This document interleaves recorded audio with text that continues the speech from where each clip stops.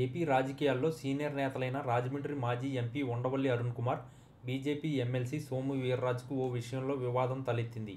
గత ఉపరాష్ట్రపతి ఎన్నికల సందర్భంగా ఉండవల్లి అరుణ్ కుమార్ చేసిన వ్యాఖ్యలు సోము వీర్రాజుకు మంట పుట్టించాయి. దీంతో ఉండవల్లి అరుణ్ కుమార్పై ఆగ్రహం వ్యక్తం చేసిన సోము వీర్రాజు ఆయన్ను రాజమండ్రి సుబ్రహ్మణ్యం మైదానంలో చర్చకు రావాలని సవాల్ చేశారు. అయితే దీన్ని ఆలస్యంగా తెలుసుకున్న ఉండవల్లి సై అన్నారు. ఉపరాష్ట్రపతి ఎన్నికల్లో పోటీ చేస్తున్న ఆర్ఎస్ఎస్ నేపథ్యంలో ఉన్న ఎన్డీఏ అభ్యర్థి సిపి రాధాకృష్ణన్కు ఓటు వేయవద్దంటూ ఉండవల్లి అరుణ్ కుమార్ తాజాగా తెలుగు రాష్ట్రాల్లో రాజకీయ పార్టీలకు పిలుపునిచ్చారు.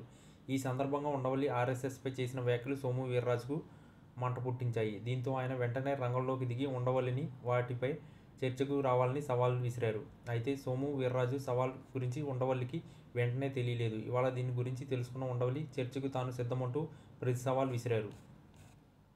ఎమ్మెల్సీ సోము వీర్రాజు సవాల్ను స్వీకరించిన మాజీ MP Undavalli Arun Kumar time, place చెబితే బహిరంగ చర్చకు వస్తానని ప్రకటించారు. రాజమండ్రి సుబ్రహ్మణ్యం మైదానం లేదా మీడియా సమక్షంలో బహిరంగ చర్చకు సిద్ధమని ఆయన తెలిపారు. మొదటి నుంచి బీజేపీలో ఉన్న సోము వీర్రాజుకు అన్ని విషయాలు ఖచ్చితంగా తెలుసని, కానీ తాను ఆర్ఎస్ఎస్ విధానాలను ఎందుకు వ్యతిరేకిస్తున్నానో బహిరంగ చర్చలో చెబుతానని ఉండవల్లి తెలిపారు. ఈ బహిరంగ చర్చ ద్వారా ఆర్ఎస్ఎస్ గురించి తెలుగు రాష్ట్రాల్లో ప్రజలకు అన్ని విషయాలు తెలుస్తాయన్నారు.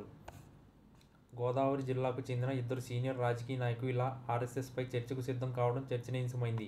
ఆర్ఎస్ఎస్ విషయంలో ప్రస్తుతం తెలుగు రాష్ట్రాల్లో కాంగ్రెస్ పార్టీకి తప్ప మిగిలిన పార్టీలకు పెద్దగా అభ్యంతరాలు ఉన్నట్టుగా కనిపించడం లేదు. ఉపరాష్ట్రపతి ఎన్నికల్లో సైతం తెలుగు రాష్ట్రాల్లో బీఆర్ఎస్, కాంగ్రెస్ మినహా ఇతర పార్టీలు ఆర్ఎస్ఎస్ నేపథ్యం ఉన్న సిపి రాధాకృష్ణన్నే సమర్థించాయి. ఈ నేపథ్యంలో ఆర్ఎస్ఎస్పై సోము ఉండవల్లి చర్చ ఎటు దారి తీస్తుందో అన్న వాదనలు కూడా వినిపిస్తుంది.